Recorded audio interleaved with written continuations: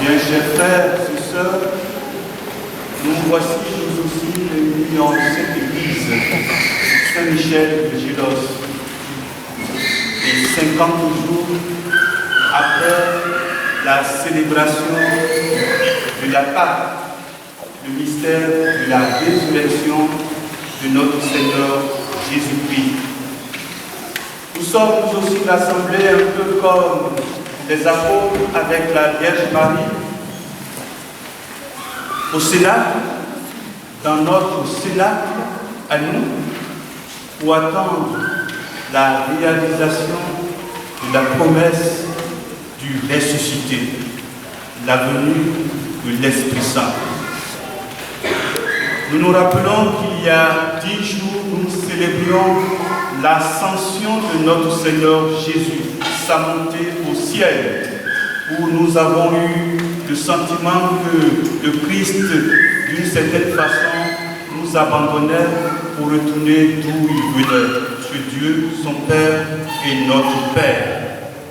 Eh bien non, il nous disait à ce moment-là, il est de votre intérêt que je parte, car si je ne pars pas, l'Esprit Saint ne viendra pas sur vous. Et nous l'avons laissé partir, le contemplant, d'une certaine façon, les yeux levés au ciel.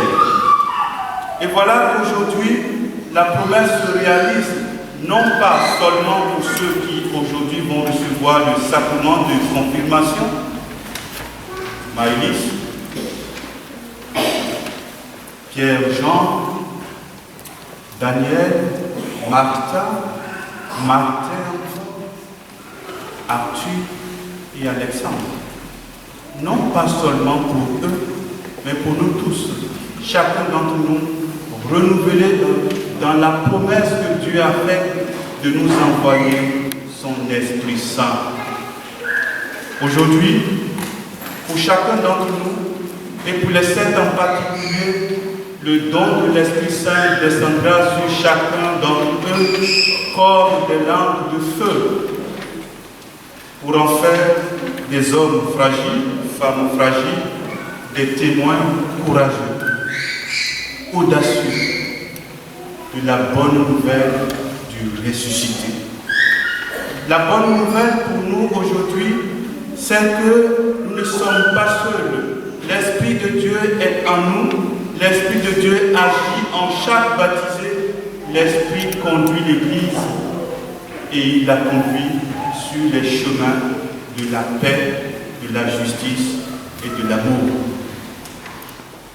Nos 7 enfants sont là, précisément devant nous, après une expérience spirituelle vécue au pied de Marie, Notre-Dame de Lourdes, où chacune a raconté dans la lettre adressée à notre évêque l'expérience spirituelle vécue en ce haut lieu de chrétienté, en ce haut lieu de vénération de la Vierge Marie.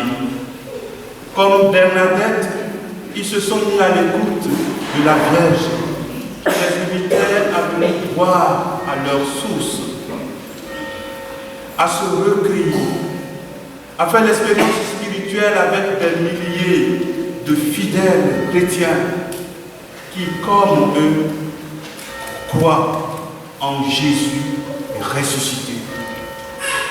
Vous écrivez dans cette lettre que vous avez été bouleversés, chers enfants, par l'expérience que vous avez faite, accompagnée par la mère de loi, par la catéchiste Nicole Boulet, par les 2 mamans, avec qui vous avez fait une expérience profonde avec le Seigneur.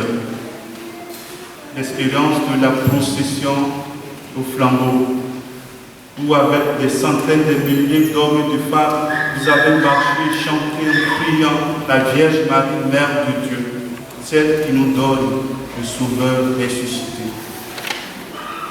Avec des milliers de croyants, vous avez fait l'expérience que Marie est la Mère de Dieu, elle est la Mère de l'Église, elle est notre Mère. Vous êtes sortis donc de Lourdes, prêts à recevoir vous aussi ce que le Seigneur a promis le don de l'Esprit Saint. Les 7 dons que vous avez passé du temps à étudier, à accueillir chaque don particulièrement.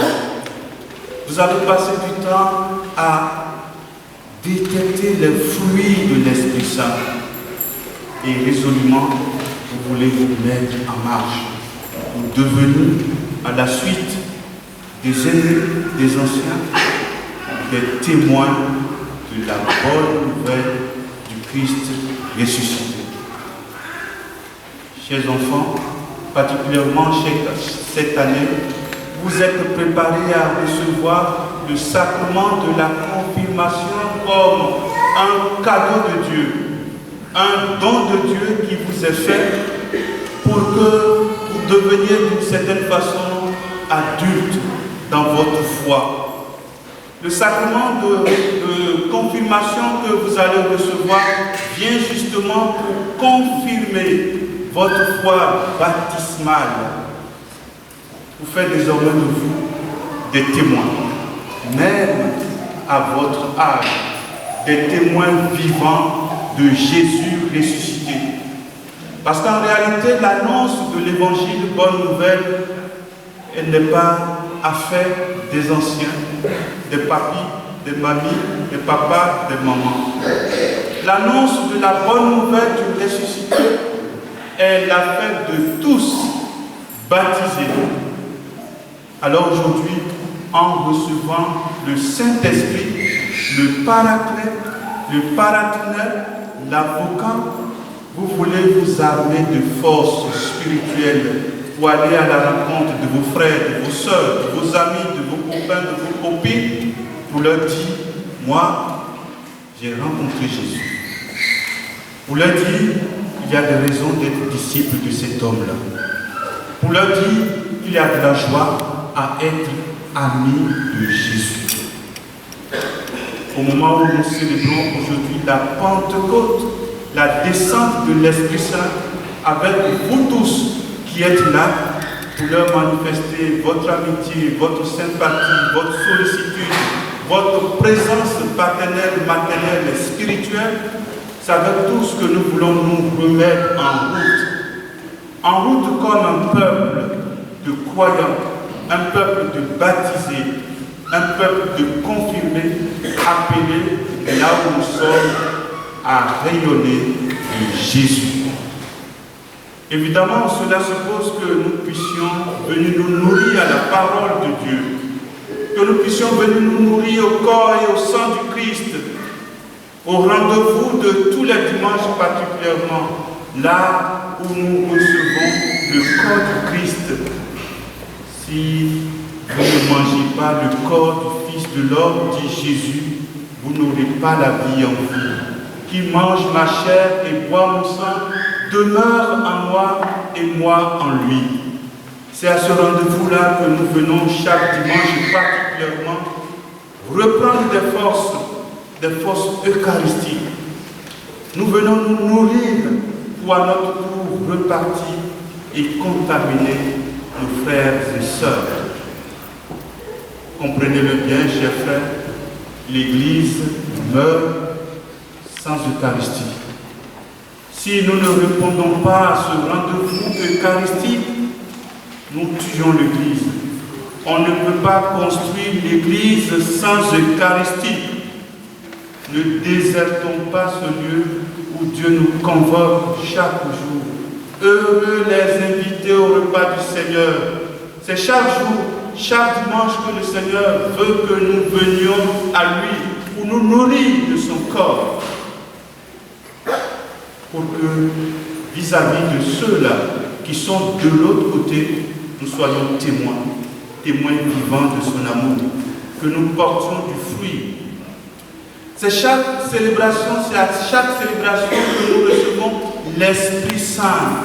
Il nous renouvelle de l'intérieur pour que nous portions des fruits de paix, de justice, d'amour, de solidarité, ces valeurs dont notre monde a tant besoin aujourd'hui. Frères et sœurs, Nous n'avons pas à nous revêtir de ces habits sales d'idolâtrie, de sorcellerie, de haine, de rivalité, de jalousie, d'emportement, d'intrigue, de division, de sectarisme, comme nous l'avons entendu dans la lettre aux Galates. Cela n'est pas du Christ, cela n'est pas de Dieu. Ce n'est pas l'habit que nous avons revêtu à notre baptême, où la parole prophétique a été prononcée, vous avez revêtu le Christ. C'est le Christ que nous avons revêtu, et non pas l'habit du diable, du démon, du malheur. Et c'est chaque jour que nous avons demandé au Seigneur de nous purifier de tout ce qui résiste à son amour, de tout ce qui résiste à l'amour du frère, à l'amour de la sœur. On ne peut pas se constituer corps du Christ, Église, et se faire mal, et se faire très mal. Imaginez un seul instant que les disciples de Jésus se retrouvent à se quereller, à se rivaliser, à se jalouser, à se critiquer, à se faire du mal. C'est le corps du Christ qui en souffre. En célébrant cette Eucharistie, à l'occasion de la confirmation de nos 7 enfants, nous voulons demander la grâce non seulement pour chacun d'entre eux, mais la grâce pour nous aussi, afin que nous soyons renouvelés à la source de la vie, de cette vraie vie qui coule du côté ouvert de Jésus, d'où sortent l'eau et le sang pour la régénérescence de tout baptisé. Au cœur de cette Eucharistie, prions particulièrement pour les enfants, pour Daniel, Martha, les 2 Martha. Prions pour Alexandre. Prions pour Arthur. Prions pour Maëlys. Prions pour Pierre-Jean, afin que l'Esprit les renouvelle de l'intérieur pour que eux aussi deviennent de vrais disciples, des disciples courageux, des disciples audacieux qui n'ont pas peur d'annoncer Jésus-Christ. Que l'Esprit leur donne, eux aussi aujourd'hui, de proclamer que Jésus est le Seigneur, hier, aujourd'hui et pour les siècles des siècles. Amen.